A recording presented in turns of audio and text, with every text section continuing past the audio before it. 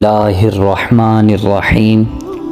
اللہ تبارک و تعالی کے نام سے شروع جو بڑا مہربان اور نہایت رحم کرنے والا ہے۔ معزز دوستو، آج کی اس ویڈیو میں ہم بیان کریں گے کہ اعتکاف کیا ہوتا ہے، اعتکاف کی دعا اور اعتکاف کی نیت کون سی ہے، اور اعتکاف کی مختصر سی فضیلت ہم آپ کے ساتھ شیئر کریں گے تاکہ آپ کو اعتکاف کا مطلب سمجھ آ جائے۔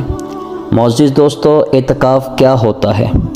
اعتکاف کا مطلب کیا ہے کہ انسان دنیا کو چھوڑ کر مختص کردہ جگہ یعنی کہ مسجد میں بیٹھ جائے، دنیا داری کو چھوڑ دے اور اللہ رب العزت کے ساتھ خلوت نشینی اختیار کر لے۔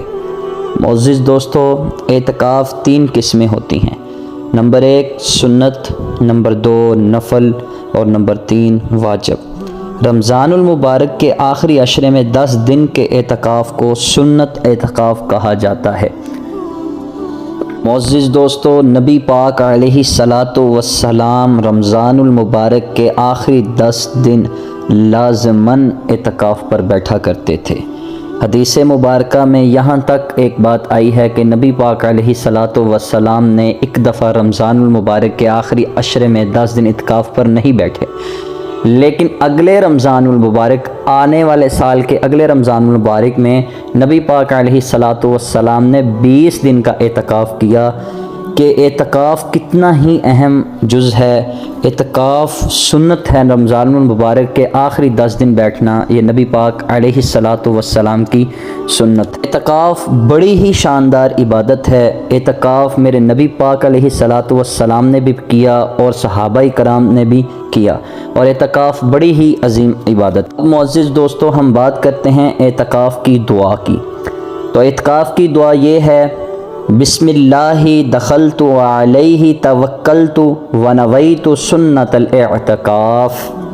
اللہ تبارک و تعالی کا نام لے کر میں داخل ہوا اور اسی پر میں نے بھروسہ کیا اور میں نے سنت اعتکاف کی نیت کی۔ اب بات کرتے ہیں معزز دوستو، اعتکاف کی نیت کی دعا کون سی ہے؟ تو معزز دوستو، اعتکاف کی جو نیت کی دعا ہے وہ یہ ہے: نویت سنت الاعتکاف۔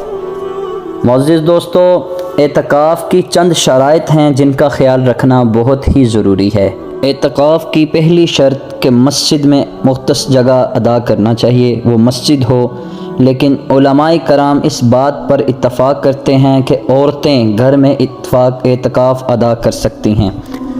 مسجد میں اعتکاف کی مختص کردہ جگہ کو غیر ضروری کام کے کرنے کے لیے چھوڑنے سے بھی اعتکاف ختم ہو جاتا ہے۔ اعتکاف کے دوران روزہ رکھنا بہت ہی ضروری ہے۔